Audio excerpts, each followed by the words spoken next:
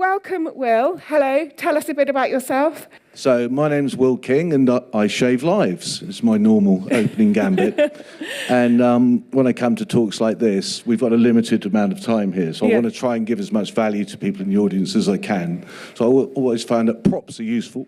So I have a prop and it's not got a violin case in it. It's got a giant razor. And we'll talk briefly about the razor and some, interesting stuff around that through the talk. But long story short, I'm 56 now. I was 27 when I founded King of Shaves. In 93, I was made redundant.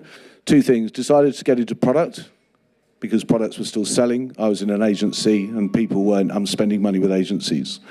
And then decided to be my own boss and therefore not having anybody telling me what to do. That's really helpful, thank you. We're safe. And I knew nothing about shaving, but I had great irritation when I shaved my skin when I was young. I had like a pizza rash sort of face. And Body Shop was big at the time, Anita Roddick, and creating a product category around essential oils. And I basically thought, being a mechanical engineer, studied engineering at Portsmouth Polytechnic, that oil lubricated. So I invented the world's first shaving oil and shave with oil. And there are now hundreds of brands: beard oils, shaving oils, face oils. But then in 1993, there were none. And I hand-filled the first 10,000 bottles myself because I didn't have the money to contract manufacture them. I'd raised £17,500 from a couple of founder investors and my mum and dad, who put in £2,500, which I turned into 750,000 about, I don't know, 7 or 8 years later. And determined to get it stocked in Harrods, because that was the world's best store. So I rang up Harrods, 0207 629 1234, and got through to Mohammed Al Fayed's personal secretary, who asked me to send over a fax, got the brand listed with Mohammed Al Fayed, and then was after Boots and got it into Boots. And we launched in Boots in 1994 with that product on the bottom shelf at £2.99. And because it solved problems, people bought it, and then it was word of mouth recommendation. And obviously the internet didn't exist, but if you had razor burn, this meant you didn't get razor burn, and this was a big thing because men had to wear suits and ties in those days, and you no longer have to.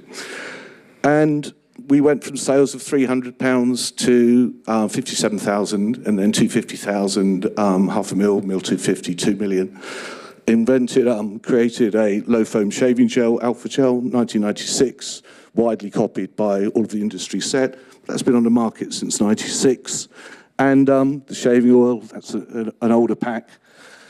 In 97, we came across a small fashion brand called Ted Baker, signed a licensing deal with them, and KMI, the company I demerged King of Shaves out of in 2009, is still the Ted Baker fragrance license holder. I think that does something like 30, 40 million pounds worth of retail sales of Ted each year. That's a Boots exclusive deal. And it's been an amazing journey. The razor, obviously people said, oh, you've done King of Shaves, you're going to do King of Blades. So I took myself out of the business in 2003 and spent about 7, 8 years working on launching a razor called the Azer, which launched in 2008. And that was the first competitor to Gillette and Wilkinson Sword in 100 years, to give you an idea. And Gillette's market share is still astonishingly massive. Gillette Fusion Blade cartridge, yours for £4 at Boots, 8 cents to manufacture, just so we understand profit margin here. And that's why Gillette was bought for $57 billion in 2005 by P&G. But I went up against them with my giant razor. And what's interesting and important when you come to product and marketing and manufacturing is intellectual property. So just diving back a little bit, a thing came along called the internet in 1994. I didn't know what it was. I made it my business to know what it might be and bought shave.com for £18 on my credit card. And you had to call up Internic in California then. That meant we didn't have to pay Google any SEO for the thick end of 24 years. So when you typed in shave, it would default to our TLD, shave.com. Obviously, we bought kingofshaves.com and £18. And then over the years, I guess, we had an astonishing run because Nivea for Men didn't launch till 1999. L'Oreal Men Expert didn't launch till 2004. Can you imagine that? So I had 11 years in the market, whereas Gillette, which was an easy big competitor to like rub yourself up against and have a go at, have a dig at, Nivea, and L'Oreal. So our market share, we're still number 3 behind Gillette and Nivea at high street retail. And Nivea didn't overtake us in volume value sales till 2009. And they still didn't do razors. And it was an astonishing journey. And looking at it now in the context of DTC Live and the Shopify platform and how you market to people, I had it super easy. Like, you've no idea how easy in hindsight it was. You had newspapers, you would advertise in them. You had radio stations that people would listen to on a linear basis, i.e. when a program was on, you'd have to tune in. Or there'd be TV programs that you would watch when they were broadcast. Now it's asymmetric viewing on demand. I've got a 22-year-old son. Goodness knows how the heck you get hold of him with your brand or product, or a young woman or whoever, because everything is asymmetric, everything's on demand, nobody watches linear, nobody trusts anybody. It's all about the community now. So I talk about direct to community now as opposed to direct to consumer. Community is very, very important. There's a young lady I was chatting to with a jewellery business who did an astonishing presentation this morning. Anna, she's there. Anna, shout out to Anna. A lot of positive inbound about your deck, your presentation this morning to me. So where we are now, I think, with King of Shaves, just to top it out, I have a number of sayings in my life here. So one of them is embrace change as a constant, and you'll never be afraid of change. And a lot of people don't listen to that. And change is happening faster and faster and faster. Yeah, it is like going up on a logarithmic scale. I mean, who thought we would sadly be on the verge of a global war crisis with what's going on in Ukraine? I mean, that's happened super quick. Mm-hmm. In the context of brands selling on Shopify or any business, my brother's King of Shaves still privately owned. The first biggest shareholder. My second biggest is my hedge fund brother. He says the input cost on raw materials are just going out of control. And to give you an example, this lifetime use refillable, we pioneered this lifetime use refillable push-out plastic move to metal in an attempt to keep plastic out of the oceans and the landfills, because this plastic pouch lasts, sadly, for 600 years until it finally leaves our Earth into leaving plastic residue somewhere. Lead times on Ali were 16 weeks a couple of years ago. We're now working on lead times going into January 2023, to give you an idea. And the costs have skyrocketed. Everything is going up in terms of price and cost. So if you're selling D2C with physical product, let alone the 3PL, the pick, pack, post logistics side of it, let alone the fact that iPhone stuffed any Facebook decent sort of marketing-y stuff now. It's super challenging, and don't let anybody tell you it isn't. Yeah, it's super hard.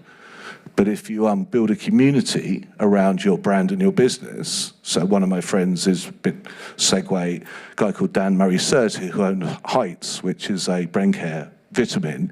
He's gone from 0 to 20 million ARR within 2 years, but starting from a newsletter around mental health, a community, and people buying into a subscription model of brain care supplements.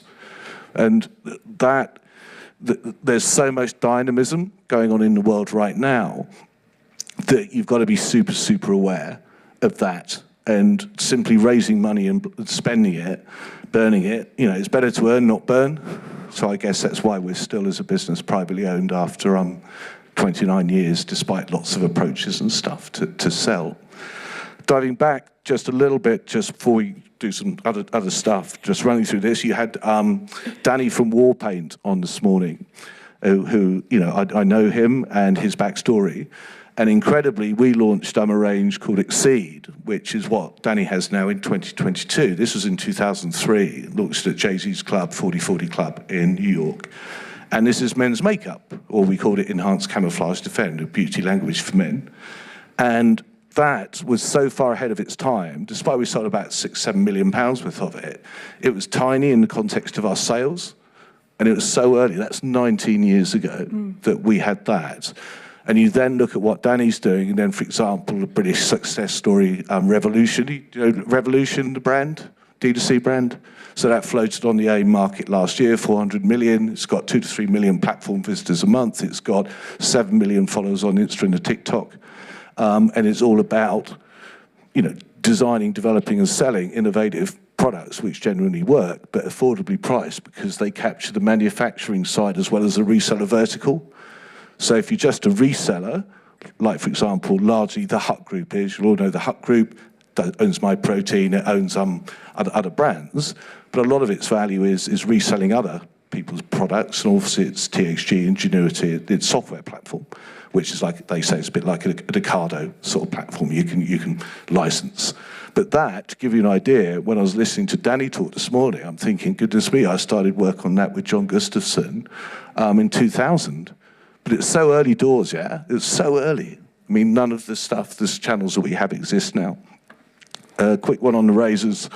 So we did the Azer, and then Hyperglide. And the interesting thing with this is the patents. So I've spent a lot of money, let me tell you, on patents and patent lawyers and trademarks. But the return, once you get them, if they're great patents, for example, the ability here just to have this head that actively pushes against your skin, the cartridge itself, if you just rub your finger across the top of that, Tash, just there, yeah, just across the top, there's no blades in it. Okay. We developed a cartridge which used a super hydrophilic coating technology in a factory in High Wycombe. Oh, yeah. And you could just shave just with water. So I was then trying to do myself out of my software business. But you might laugh, yeah, but that makes huge sense, because if you can sell a simplicity, singularity of product, which just uses water, just add water and shave, and it's patented, oh yes, liking that a lot, because it disrupts the competitive markets. And we were approached with King of Shaves, we bought over the years loads of times, yeah? I mean, I've walked out of private equity meetings or venture capital meetings and say, oh, what do you do? What does your product do? I just walk out. I say, if you don't know what it does, well, I'm even here, yeah? And I got a bit of a reputation for that. But I think the arrogance, of some investors, I'm not necessarily so much now, but certainly then, it was like, who are you and what do you want to... I just didn't have the time. And my zero tolerance of fools has gone up massively in recent years. It's been a huge journey, but just to cap this out, the Hyperglide tech, we were put up for sale by an investment bank, didn't sell. The buyer actually walked away on my birthday in August 2014, in August. And I was wiped out. I was pretty just over it and stepped down as CEO, but then got a bit fed up with why they'd walked away, because Gillette had pushed back against a patent in North America that we had. We'd had it rest of the world, and Gillette had argued that it wasn't... But we knew that was the case. That was overturned. And then the company that was originally wanted to buy King of Shaves, it turned out they just wanted to buy Hyperglide. So we sold them the IP for a lot of money, like a lot of money. And therefore then took King of Shaves back into shaving software, as I call it. And in the world of razors, and again, coming to patents last maximum 20 years, trademarks last forever, .coms last forever, as long as you renew them. Patents don't. So the patent, you can protect it, but not forever. That's why you can buy an Amazon cheap version of a Dyson dual cyclone, vacuum cleaner, for example. And we launched at the height of Gillette's patent minefield, which are now off patent. And that's why you can see brands like Dorco, who do Dollar Shave Club. Harry's bought a company called Fine Technique, which is a German manufacturer private label, same as Lidl and Aldi razors, just so you know. A Harry's razor blade is the same as a Lidl and Harry's one. And I think the value of your business, you've got to capture the community. You've got to be authentic. You've got to have a great reputation. Do not fuck your reputation. Yeah, that is the mission critical thing. If one thing you take away from this is do not protect your reputation and your authenticity at all costs, because if you don't, it'll come back to bite you. And then just come up with a product which has margin in it. It's got to be a great product. It's got to have profit margin. Look at Gillette. Make a product for 8 cents and sell it for $4, that's at a level of Red Bull, that's at a level of Coca-Cola, that's at these sort of amazing, incredible levels. And just finally to top off, I know we're running out of time, we launched a lifetime use refillable brand called Above and Beyond, which is all about taking plastics out, so microplastic free lip balm. We'll be going into deodorants. I have one with an Apple AirTag on it, so it doesn't get lost in a handbag. And that came out of an initiative we did called Code Zero. Young guy in the audience, Bryn, is my mission leader on that, Bryn Walbrook. And basically, we talked to VCs. We were pricing investment at about 6 to 8 million. Didn't like the look of what we were getting, so we cash flowed it out of King of Shaves through a new co, Integral Innovations, with patents and trademarks around that. And that's all based around unscrewing the planet. Yeah, don't mess with the planet. Let's try and sort our planet out. Somewhat derailed a little bit now with what's going on in Ukraine, but nonetheless, the planet's going to be here a lot longer after we are. And it'd be good if we leave the least mark we can on it as humanity. But at the end of the day, I sell shaving products, and I've had an amazing journey, 29 years. I've worked for myself. Nobody ever telling me what to do. Don't have to wear a suit or tie more. I can work from wherever I am, whether in Grenada or houseboat in Chelsea. Doesn't really matter. Technology is astonishing, but you've got to have an amazing people in your team. Yeah, you've got to learn what's called to delegate, which is delegate to great people. You've got to hire people who are A+, A++ better than you. Because at the end of days, you can't clone yourself. It's all about the team who surround you, and who are better at doing stuff than you believe you are. So my team at King of Shaves, my longest is Andy, my MD, been with me 27 years. Jane and Karen, 22 years, and the rest of the guys, decades. And people who've worked with us have gone off to be main board at Unilever and P&G and all around the world, and CEOs, and that's nationally and internationally. So I'm just, a guy from Lowestoft who lost his job, didn't like shaving, came up with a solution, sold the heck out of it. Life is timing. Yeah, life is timing. If you get the time right and you're in the right space, right time, you'll catch the wave and you'll surf into the shore. Too early, like Exceed, the wave will pass under you and you'll miss the shot. Too late, you'll just be crashed and burned onto the surf line, broken up on the beach with too many competitors. Yeah? So, I'm Will King. You can find King of Shaves at shave.com. And it's a delight to be here, and hope you enjoyed my well, Will, download. We've got a few questions, I think, some people in the audience. Is that okay? If anyone's got any questions, wait, we're going to clap, then we do some questions. So we've got a bit of time, so if anyone's got any questions for Will, just think them up now, we'll come to you in a second. But Will, first, just one question from me, which is about the fact that you've had some really big, every sort of traditional retail brand has been disrupted by its D2C contenders as such. You've got some pretty famous ones in the shaving category, Harry's, Dollar Shave Club. How did that affect you, and what did you think and feel as you saw them arrive, and what's your view on that type of model? Yeah, look, so obviously the context DTC Live here. So we started selling online in 1999, all right? So proper, early. Like Dollar Shave launched in, I think, 2011. He messed it up first time around, and then he relaunched with Science Inc. backing him. North America VC backed, yeah? So Mike raised $374 million out of US VC, and Harry's raised about the equivalent out of led by Tiger Global. These are big numbers, yeah? Between them, I raised just shy of $1 billion, which they burnt, yeah? Luckily, Dollar Shave got bought by Unilever, who's since lost a further $350 million owning it, don't really know what to do with it. Harry's was trying to buy Edgewell and got stuffed by the FTC, so now that's tracking 600 million in deep, and until they get an exit, it won't necessarily have a value, yeah, because it's loss-making. Harry's has lost £33 million being in the UK the past 5 years. So if you're thinking about going into shaving, taking on Harry's, they've blown 33 million just being in Boots and being here. The world has changed now. So for us, we were a bit old school. We were entrenched in this and that, a bit like Nivea and Gillette, yeah, a bit old school. So I still think we're young, but we're old school, really. And And we looked at them and we just thought, there's no way these guys are making money. There is no way, any of these guys. And they just ran out of cash. Cornerstone blew up. He valued at 11, 12 million, got a bit too big for his boots, crashed his business, put into admin, £90,000 out the other side. There's somebody in there, the audience there. But, you know, I have a trait curiosity. I know about a lot of stuff, yeah? I know how to read companies' house filings. I know I can look behind the marketing flim-flam. And devil's in the detail.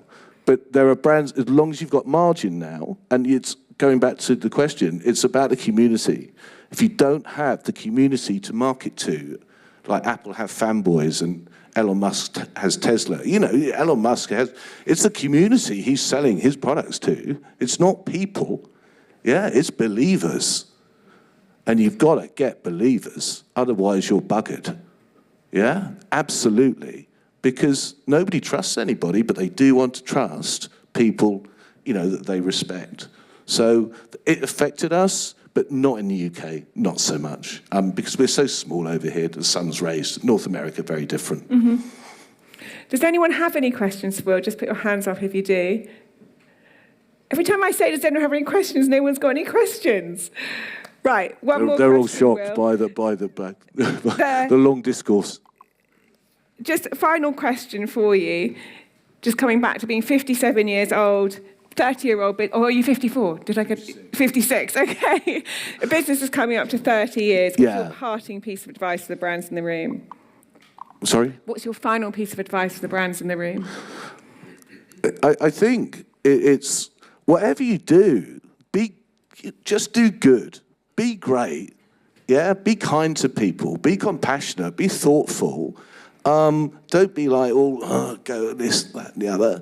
Try and do something good and worthwhile and valuable and give it a longevity and an arc. You know, I had no idea whether King of Shaves would fly or die, but I knew it solved my problem in shaving, and I know we've shaved over 16 billion people. And in 1993, it was me, yeah? And it kind of shaved my life. And my marketing strategy was, well, if it works for me, it might work for some other people. And it was a great product. When you look at it now, it's natural exotic oils. The packaging's very minimal. It's very recyclable. It's very of the now, even though it's nearly 30 years old. But be great. Be awesome. Inspire people. Trust yourself. Trust your gut. Just go out and be the best you can be. Be a king or be a queen or an empress. Thank you, Will. That's brilliant. Thank you so much. You. Thanks. So Will's going to be around if people have got any questions for him. You can ask.